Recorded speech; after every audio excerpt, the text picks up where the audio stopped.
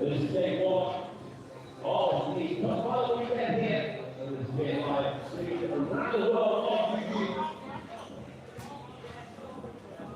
The Valley is not getting better than all it and the watch. We want to put thousands of views on YouTube.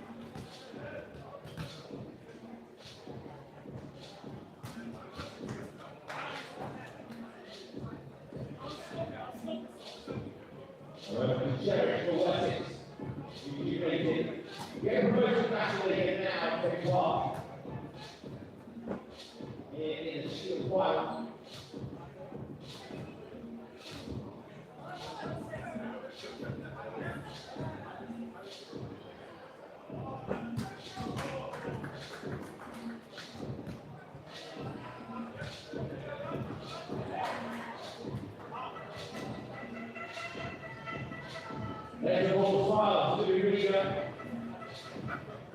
Put up next week here.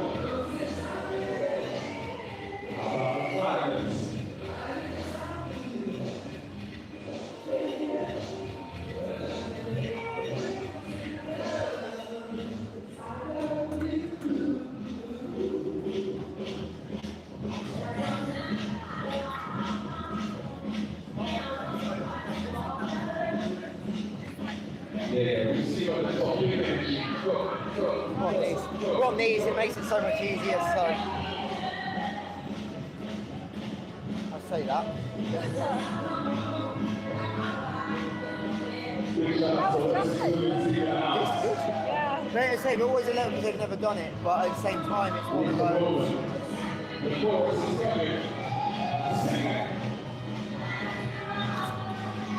There you go, just clip that on somewhere at the top.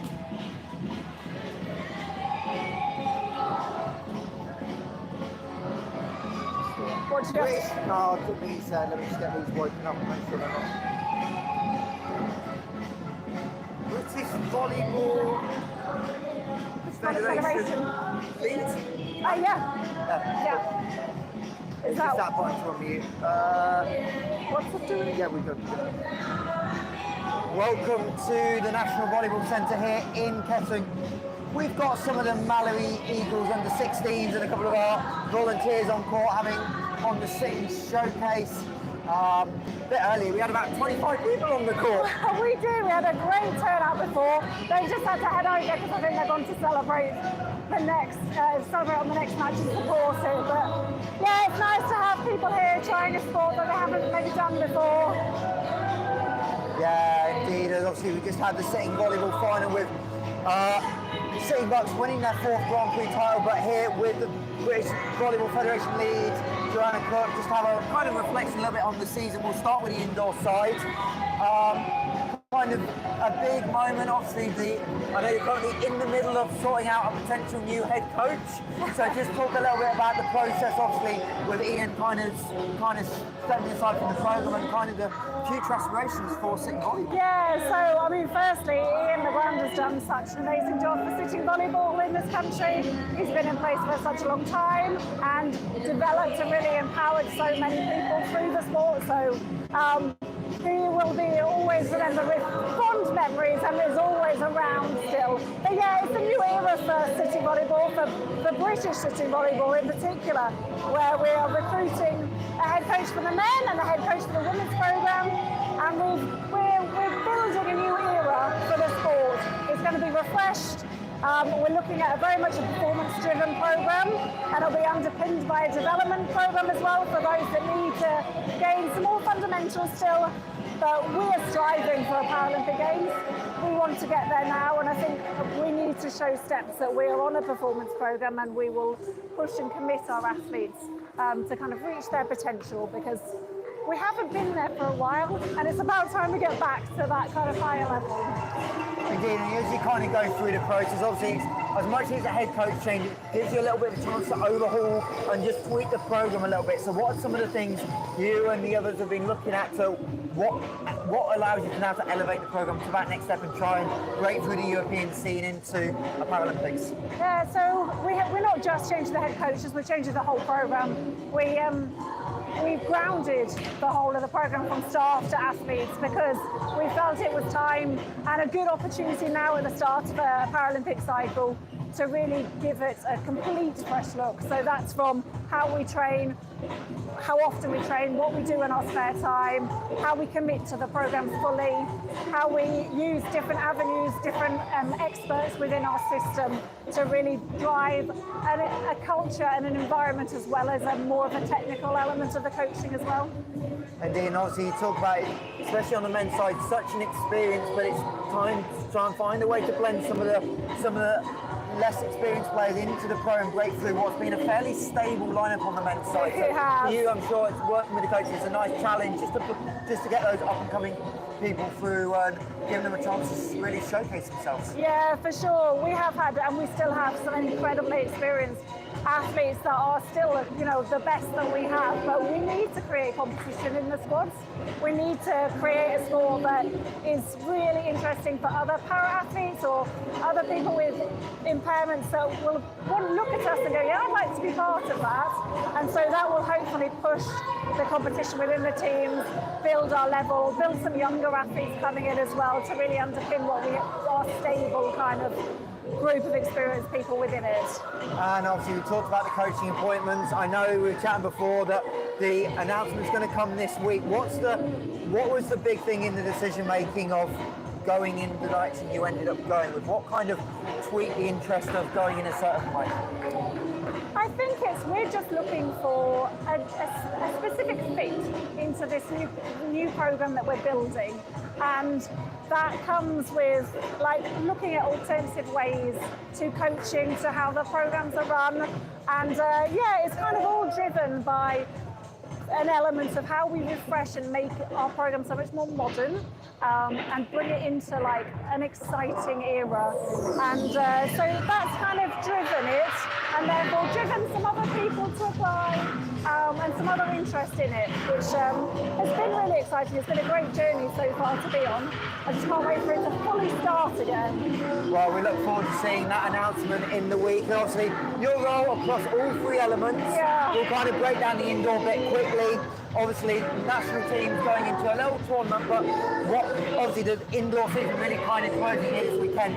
When you take a step back, what's something that's pleased you most about the growth of the indoor game this year? I mean, we've had our first input of British volleyball into the indoor game, which was with the Five Nations tournament that happened in January. And that's a big step for us. We don't have a performance programme per se for British volleyball, but we want to start that journey. So at some point we get Team GB into an Olympic Games in the future. And that starts with these areas. So a competition for all the home nations and invited nations to come in and have a competitive environment. And it was here in Kettering, which as the first one, it was absolutely brilliant to see. And then to build on some more joint training across the home nations, we're really going to start to collaborate across the home nations to bring the best together to give more training opportunities. And events like this are amazing to see the numbers of people, the young people coming through the system. But we would like to add our bit to help increase the game, improve the quality more and more as we go through.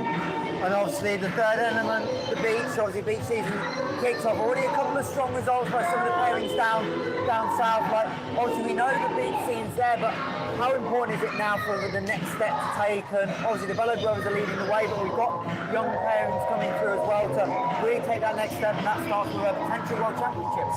It does, yes. So we're very much looking forward to the Bellos qualified for the World Championships in Australia later on in the year. They're obviously in a great position so far, so we're very proud to be able to have them that will be going to that event and competing for it really. But in the meantime, the Beach Pro Tour is fully up and running, and they are competing through that along with the other pairs that we have on the male side. And our female program is really starting to build as well, which is exciting to see. We've got a pair that is going to the World University Games in Germany. We've got Izzy Tucker and Katie Keith will be heading there as a pair, which will be their first experience at the World University Games level. And that's leading on from the Bellows being at the World University Champs last year. And that will be really exciting. And so we're gonna bring a group of girls together to start forming a really nice beach performance team with them. A lot of them are based in America, so it's a different system on the women to the men, but it's a system that can work equally as well. We're bringing them together in the summer, getting them competing on the tour, but also where they have a great backing in their collegiate system back in the US as well. So yeah, really excited on the beach side. And obviously we'll see one of those young athletes, Alice Jagielski, in 2 games tomorrow. She'll head off to Pepperdine to focus in beach as well. She will. So it'll be really exciting prospects. And great to see that she's doing a bit of indoor, but then she's going to go and focus on the beach. And obviously important as well. I know, talking with the volleyball staff, and I know you have a role in this, is trying to host some more things. Obviously, NEVSA again is going to come up. Yeah. I know there's potential for another event that's in the works. Yeah. How important is that to really help British volleyball grow on the stage by being able to host it a little bit more? It's really important. We all know from other experiences in other sports the importance of hosting, showing your sport, showcasing it as what it is, bringing the global stage here to Kettering or to any other venue. Like we know from the King and Queen of the Court in Canary Wharf last year, it was incredible, and it changes things. It changes what we do. It changes people seeing the sport a lot more in any form. And so, yeah, events are massively important. Really a big undertaking, but so worthwhile to see what you get in places like this. Yeah, and I know the King and Queen of the Court was a big thing last year, and we actually somehow managed to get the weather as well, which always helps. Yeah, we did. Less so afterwards. We did a lot of activation afterwards on that court, and I can tell you there was some miserable days. But yeah, that event was incredible, especially the environment it was in, the music, the crowd, the atmosphere, the night setting as well at times. Yeah, it was really fun. So obviously, just before I let you go, the big picture now for the next 12 months, what's the one big goal or vision you've got for British volleyball going forward? Oh, well, I guess our real focus at the moment is the Sitting Transformational Group. It's really important now that we've made these changes and we've overhauled the program, that we get it established, we get it right, and we get working on it, because it's such an exciting prospect to have rebuilt something and be able to really get it going with new coaches, new staff, athletes coming in. So this focus is probably that. We'll always have, the beach program and how they're progressing, and that's equally important on the world stage, that working, while we underpin some younger athletes like the likes of Alice, giving her the right experiences. So yeah, lots of excitement. And back to Indal when we do the next Five Nations tournament later on next year in January. Well, we look forward to it. I know you've got a busy schedule, so we'll let you go. But thank you as ever for your time, thank and you. we look forward to seeing the continued growth. Thank you very much. Coach, happy runs up. Makes a noise.